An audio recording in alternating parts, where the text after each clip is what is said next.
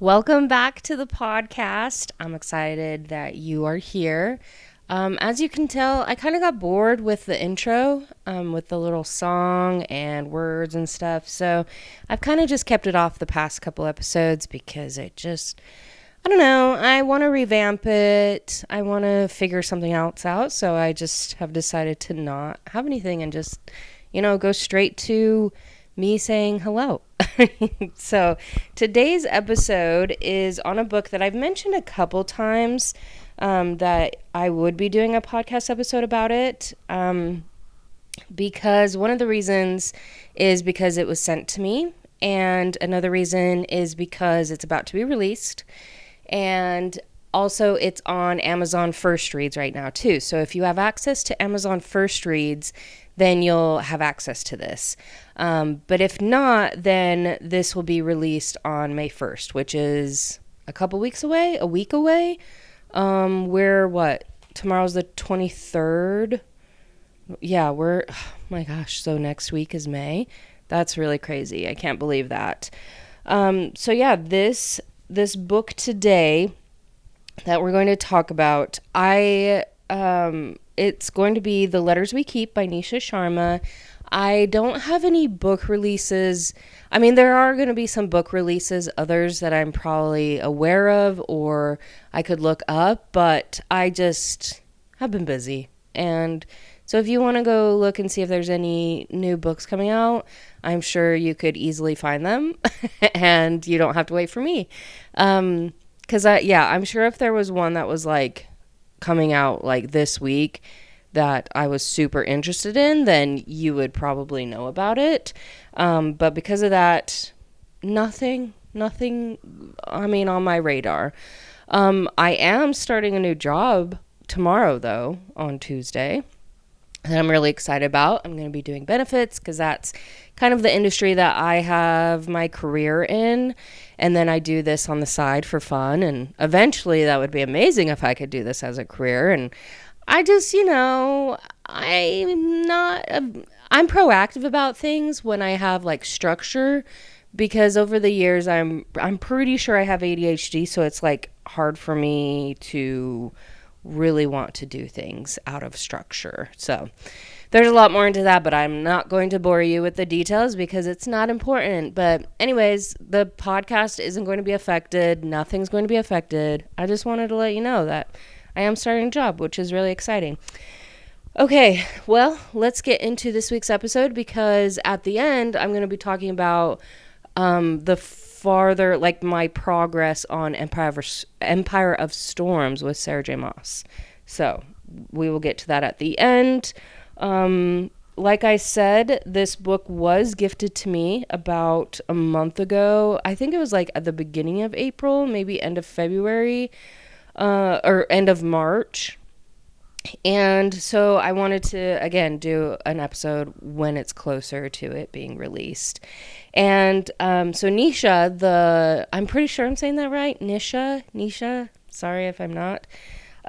This is her 8th book release, and it is like a coming of age. They are in college, like the two characters are in college. There's multiple points of view, mostly of just like it's the two main characters. We have Jessie and Ravi, and before I really get into like the actual book, there's a couple things that I thought about was really cool about the author.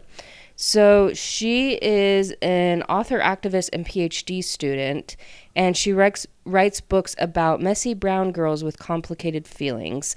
And she delights readers all over the world with her warm and relatable YA and contemporary romance novels that earn rave reviews, win awards, and hit best book lists. So this is actually her first new adult romance, which was interesting to know. And then it kind of goes into more about what the book is about. But I liked learning about her. The author is she's very passionate about exploring nuanced representation in South Asian fiction young adult romance in 2019. which I appreciated because I don't know very much about the culture. I don't know very much about the terms that she uses in here, which that was one of the things that I had a hard time with, because there is some lingo that is used that I don't know what it means. So I kind of had to take like context clues about it, and then just go from there. But she lives in Philly, which I love the Phillies. And like Philadelphia, I've never been, but I like all the teams surrounding it, and I really want to go. And her husband is Alaskan, her Alaskan husband, and plethora of animals named after characters in literature, which is really cool. So yeah, there's a little bit more about her, and then she has her Instagram, which is Nisha Writes, or Nisha. It's Nisha Writes. And that's what it is on Twitter and TikTok as well. So if you want to follow her. And then she's all over Amazon, which is really cool. I want to learn more about her and about her writing and about the culture. And I think that this was a really good start to do that. So now we can get started into the book, where there's not going to be any spoilers. This is mostly just kind of around like the characters and a little bit of the plot, and kind of the storyline that goes with it, but no spoilers for kind of what happens at the end and where they end up. Because I thought that was really interesting, a cool kind of twist at the end. So again, we have Jessie and Ravi. His family is actually legendary in like the tech industry.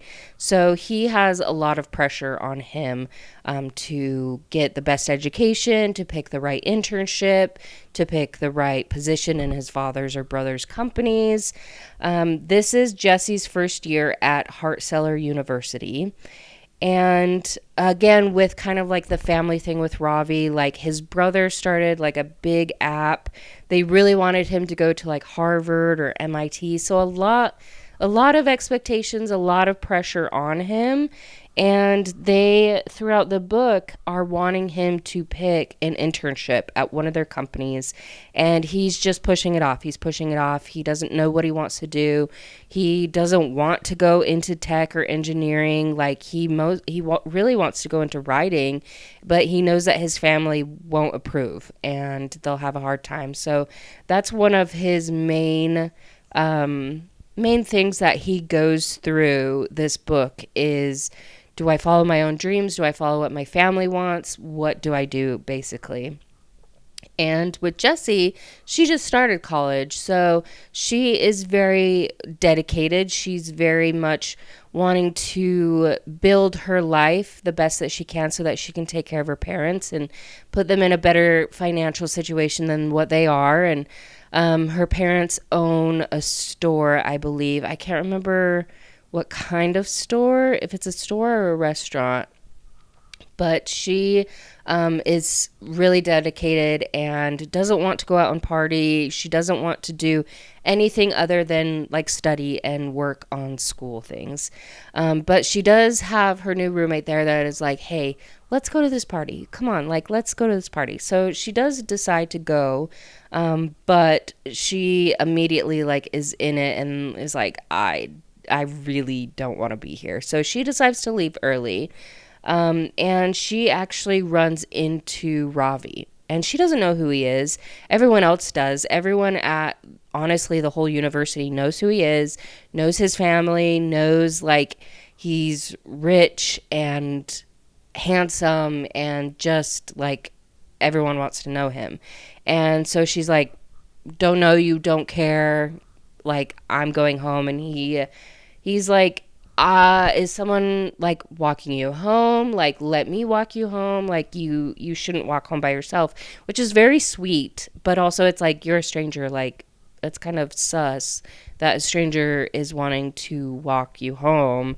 So I would have done the same thing as her and been like, no, I'm not going to do that. But she does like see him kind of look out for her as she's walking, which I kind of would have been creeped out. I don't know if she realizes if he is who he is yet. I can't remember if she's like, oh, you are Ravi, I'm pretty sure she does, because I think someone like calls his name and is like, "Hey, what are you doing?" or whatever. And so she's like, "Whoa, whoa, whoa." Like, "No, thank you." And they automatically bicker a bit, which it wasn't like a witty banter or witty bicker. It was kind of like she's being really mean and he doesn't understand why she's being mean. And it was an interesting conversation. Like, it kind of just showed, like, yes, she is still young, and she is, you see her character develop throughout the story, because she is really young, and you see her start to really not judge people, like not do an instant judgment, and to give people time to really prove who they are. And I thought that was really cool.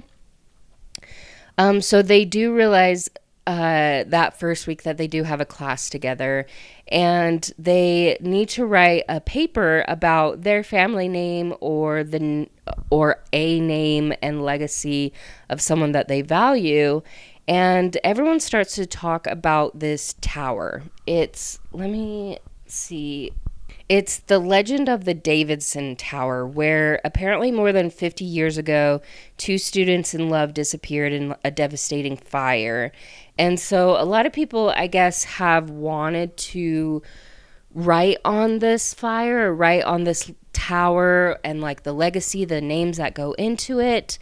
And so they're really wanting to as well, like she is. But her and Ravi, they haven't talked at this point, and so she really doesn't know what she wants to do. And she also goes to a study room in like the basement or something, and she finds out that it's Ravi's study room. Like, he always goes there. And so they kind of get into this competition of booking the study room out and see who can beat who whenever. And they kind of get into like this little competition. And at one point, she kind of like runs into his friends, and I don't know if he had gotten there or not. But when he does, he hears that his friends have like found her, because they know that he's been spending more time with her around like studying and everything like that. And so he runs over and he learns that they dared her to go into this tower where it's abandoned, that if she were to win and stay in there the longest, then she would be able to have the study room. And he is like, "What are you talking about?" So he goes in after her, because she's like, "No, I want the study room. I'm going to win this study room." And it's really creepy. And they go through this kind of like library that's in this tower.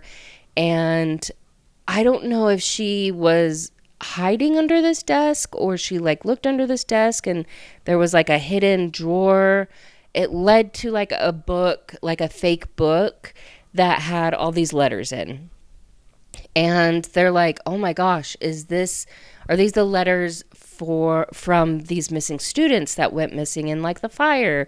Like, did they die?" And so that leads them on to this whole research and kind of discovering who was in these letters and how it related to the tower, how it related to the fire. And they, like, the people in the letters are like star-crossed lovers. And so you get to learn like their story throughout every chapter as well. And they want to do this project together, her and Ravi, about these letters for this project. And so they work closer and closer together. They start to have feelings together, and they have like their own little romance, and really starting to dig deeper into the letters and leading it to different members that are still on campus and those who aren't. And some people don't want them to look into these letters.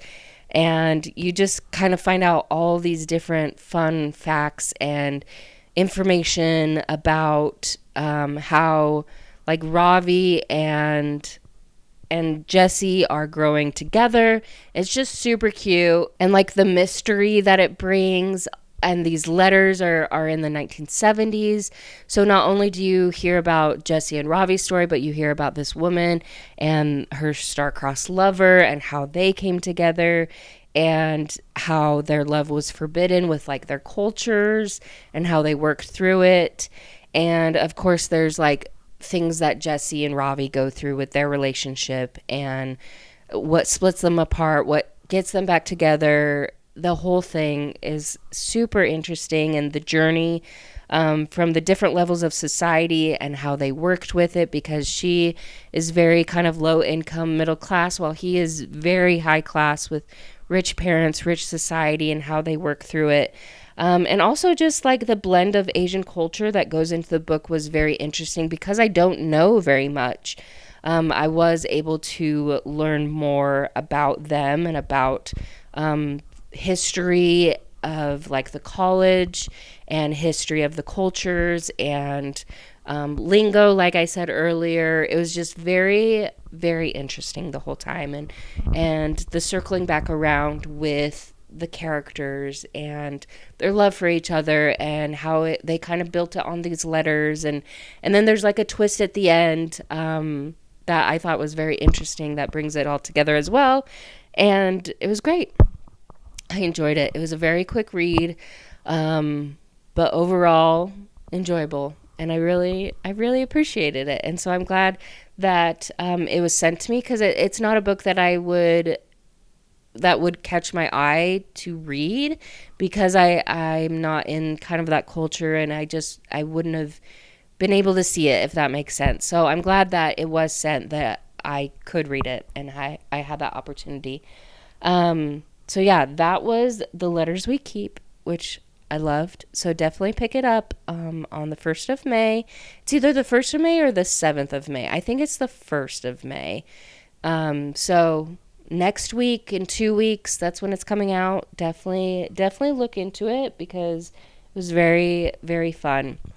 So now I got my actual book out of Empire of Storms, because I, again, usually listen to it, and I figured out that I am not consistent with streaming, that I don't know if I'm just going to do it like once a month. I don't know at this point, but I do want to keep you updated, because I am so excited about this, and I'm so excited that I've continued with it. I am Empire of Storms, which is book 5, and I'm on chapter 44. And I haven't had a lot of time to listen to it this past week, but I loved it. Like, I can't remember if I said it last week. I think I did. But okay, just so you know, if you haven't read these books, there's going to be a lot of spoilers moving forward. So if you don't want any spoilers of these books, definitely stop listening to now, because I am just going to dive deep in. So anyways, starting now. I'm pretty sure last week I said that I got to the part where Rowan and Aelin were like having spicy time, like on the beach. I was like blushing. I could feel myself blushing. I was in the car by myself. But I was like, am I even allowed to listen to this? Like, this is spicy. Like, this is a lot. Like, I'm fine reading it, but listening, I was like, oh, I don't think I'm old enough for this. Like, I don't know. But yeah, they just got through kind of fighting off the armada of like the Valg princes in the bay with Rolf. And I freaking love Lysandra. Like, that was so smart. Like, oh gosh, sometimes Aelin freaking annoys me, but she is so smart in how she plans things.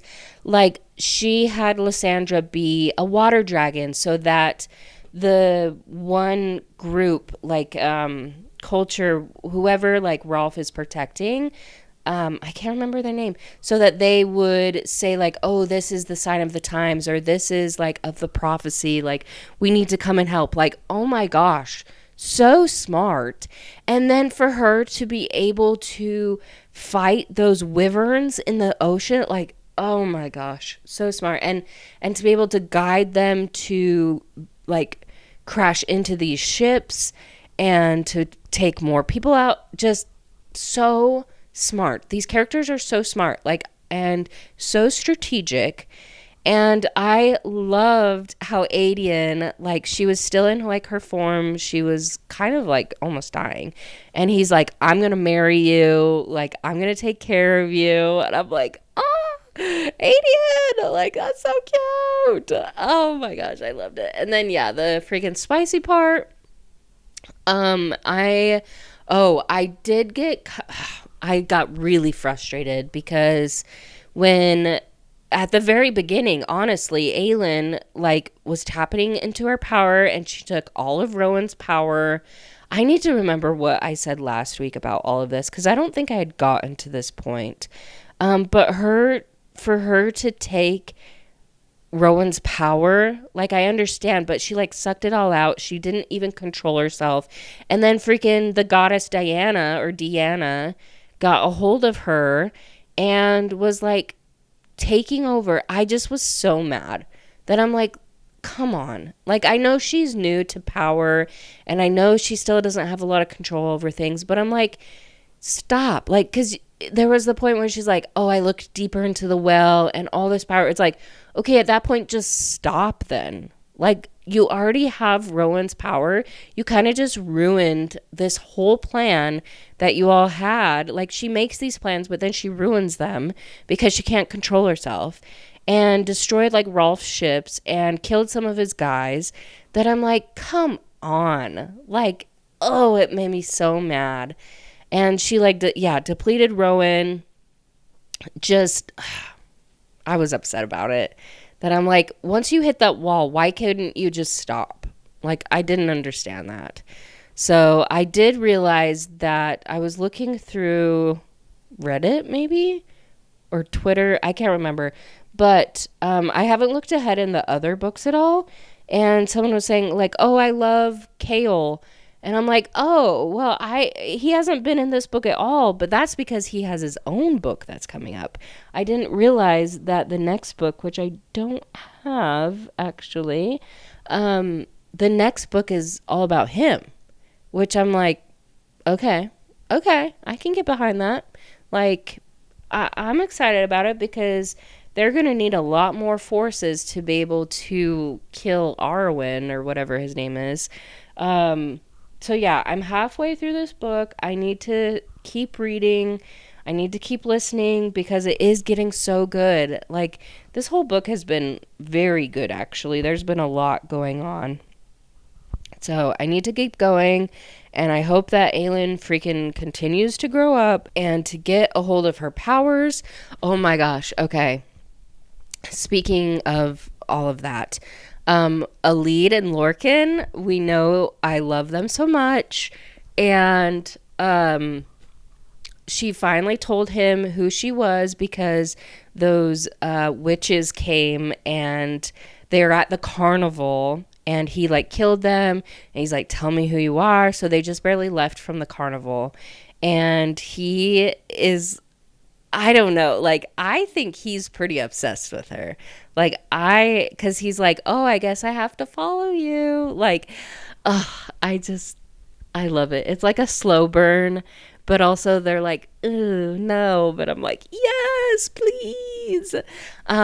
Also Manon, she just barely found Aelin and the group. After being like attacked and everything. I don't know where the 13 is at this point, but yes, she did just find them, and so she's been kind of going through like healing, and Dorian has been talking to her, which I love. Dorian and Manon, I hope that they do something, you know. So yeah, she got pretty injured. Oh, let's see what else. Yeah, she found them. I just have been loving it because things are actually happening and it just is so good.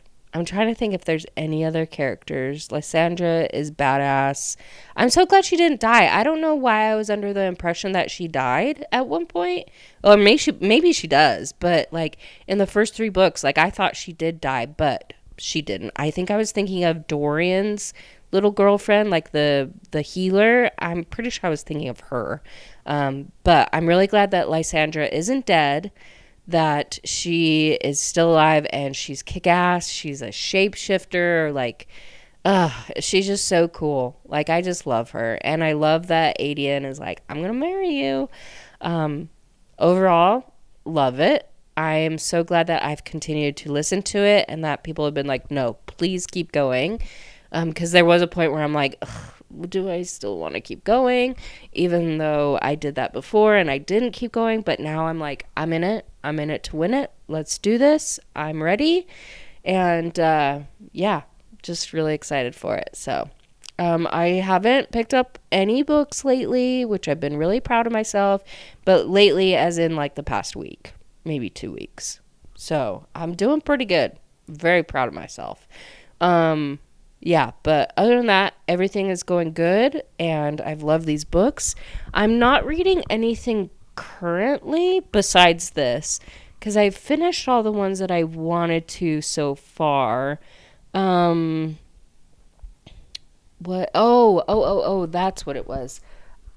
I don't have my phone, but it's like Court of something. I finished the first book, and I put a little thing on my Instagram slash like Twitter slash Threads. I've been really into Twitter and Threads right now. So I've been putting like mini book reviews up on there. So if you want to follow me on there, that would be awesome, because then you can get like first little reviews. Queen of Roses by Briar Bolin, I think it is. I read the first book. It was pretty good. I was confused at the end. There was like a plot twist that I didn't understand where it came in through the world building. So it's like a good enough book that I'm continuing on to the second one. I've started reading it, but I don't know if I can recommend the series yet. I'm not like super jazzed on it. My sister is reading The Two Twisted Crowns though, which is the second book of the One Dark Window, because I'm freaking obsessed with those two books. They were so freaking good. I keep saying freaking. And I'm so excited to do an episode on it because it was so good. I did finish Broken Flames, which that one I found on TikTok, and it was kind of like a retelling of like the Avatar Airbender, not like a retelling, but like so they have like the four elements, and she is kind of like Korra. No, like Katara, and he is kind of like Zuko, like he's fire, she's water, and it's kind of like an arranged marriage. It was good. Definitely needs work with a couple different things, but it was a good first book. Definitely, and it was a cliffhanger. So I'm excited for the next book because yeah, it was very solid. So yeah, I finished that. Oh, I just got notified. August 13th, Jennifer Armentrout is coming out with the fourth book of A Flesh and Fire. It's called Born of Blood and Ash. Interesting. Let's see. So when Sarah is finally free of Collis, which we know about that, and back with those she loves, not everything is calm. Memories of all she endured still haunt her, but Sarah finally has hope for a future with the other half of her heart and soul. Nyktos desires, loves, and accepts every part of her, even the monstrous bits she still battles. More than ever, Sarah and Ash, which is Nyktos, have everything under the realms to fight for, and Nyktos has no doubt Sarah is fit to be the queen of the gods, but she must find that faith within herself if they hope to convince the other courts to support them against Collis and make Elysium and the mortal realm better, safer places for all. But as Sarah begins to piece together the importance of her bloodline and the true meaning behind the foreboding prophecy, it becomes clear that everything that has happened and is yet to come is much bigger than Collis and his dark obsessions. They cannot help but wonder exactly how much influence the fates have had and what their ultimate goal is. What Sarah does know for sure is that they can trust very few, including her. What? That is weird. A battle between the gods is brewing, and heartbreaking losses are imminent with the true primal of death strengthening. What does that mean? There better not be some good characters dying. I would be so pissed. With a family of the heart willing to battle by their side, can Sarah and Nikto stop Colus before he destroys the realms, or will it all disappear in a fury inferno of blood and ash? Which, does it mean that it's going to jump forward in the timeline? Because we know that Colus gets put under, like gets put into the sleep, because that's when it gets to like the current time in the Blood and Ash series that he is like awakened, you know, by like that one queen. So I don't know. I'm glad it's finally the last book though, because how many other books are there going to be about the Blood and Ash series, which we've talked about before. So I'm glad that it was put up there so I can see when it's coming out. So August, it's the 4th book, final book, hopefully. Oh my gosh, it better be the last book. So yeah, there's that. There you go. Not that we super care about that series, because it's just kind of gone downhill, but that's okay. That's okay. We are going to work with it, and of course I'm going to read it and give you all the pointers so you don't have to read it if you don't want to. But yeah, other than that, I hope that you guys have a great week. I hope that wherever you want to follow me on social media, that would be awesome. And wherever you listen to this episode, if you could rate and review, that would be great as well. It really helps me out. And other than that, I love you, and I hope that you have the best time. And I will talk to you next week.